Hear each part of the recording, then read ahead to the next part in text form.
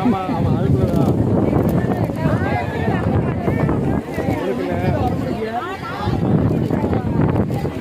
தம்பி கொடுத்துடலாம் தம்பி கொடுக்குறாங்க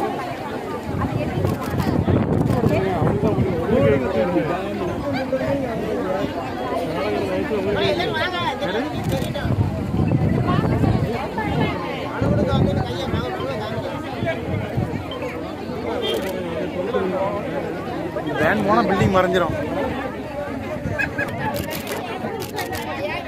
தூங்க நீங்க வாட்டு தூங்க எவ்வளவு தூரம் வேணாலும் தூங்க எவ்வளவு தூரம் வேணாலும் வெயிட் பார்க்கலாம். வேற இது கிருஷ்ணாஸ்வரி ரொம்ப எவ்வளவு பேர் நாள் தான் போட முடியும். ஆப்போசிட் இருக்கு.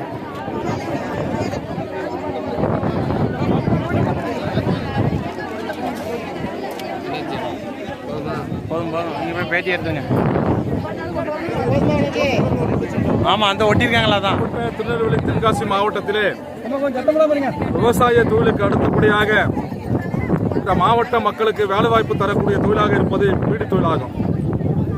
இந்த தொழிலே பெரும்பகுதியாக இருக்கக்கூடிய தொழிலாளர்கள் பெண் தொழிலாளர்கள்.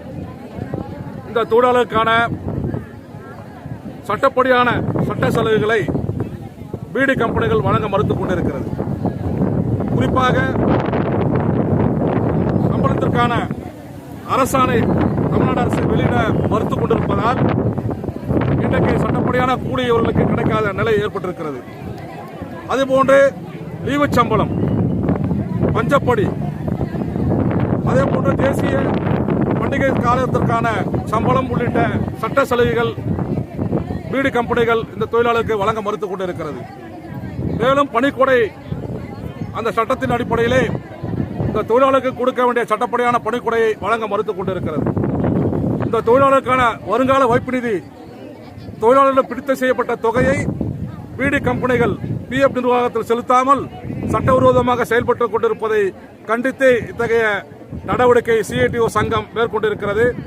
இத்தகைய நடவடிக்கைகளை எதிர்த்து தொழிலாளர் உதவி ஆணையர் அவர்கள் நடவடிக்கை எடுக்க வலியுறுத்தி இன்றைக்கு நூற்றுக்கணக்கான தொழிலாளர்கள், குறிப்பாக பெண் தொழிலாளர்கள் தொழிலாளர் உதவி ஆணையரை சந்தித்து மனு கொடுக்க வந்திருக்கிறார்கள். தமிழ்நாடு அரசு உடனடியாக இப்பிரச்சனையில் தலையிட்டு குறிப்பாக சட்டவிரோதமாக கதவெடுப்பு செய்திருக்கிற கிங் பீடி கம்பெனி மீது உரிய நடவடிக்கை எடுத்து இந்த தொழிலாளருக்கு கிடைக்க வேண்டிய சட்டப்படியான சலுகைகளை மற்ற உரிமைகளை வழங்க தமிழ்நாடு அரசு முன்வர வேண்டும் என்று வலியுறுத்தியும் இத்தகைய நடவடிக்கை CITO மேற்கொண்டிருக்கிறது. நூற்றுக்கணக்கான பெண் தொழிலாளர்கள் தங்களுக்கு இழக்கப்பட்ட அநீதி எதிர்த்து இன்றைக்கு தொழிலாளர் உதவி ஆணையர் முன்பு தங்களுடைய கோரிக்கைகளை மகஜராக அளிக்க இருக்கிறார்கள். தமிழ்நாடு அரசும் தொழிலாளர் துறையும் உரிய நடவடிக்கைகளை மேற்கொண்டு பீடி தொழிலாளர் சட்ட விதிகளை முழுமையாக இந்த தொழிலாளருக்கு அமுல்படுத்த முன்வர வேண்டும் என்று தமிழ்நாடு பீடி தொழிலாளர் சம்மேளனத்தின் சார்பிலே வலியுறுத்தி கேட்டுக் கொள்கிறோம்.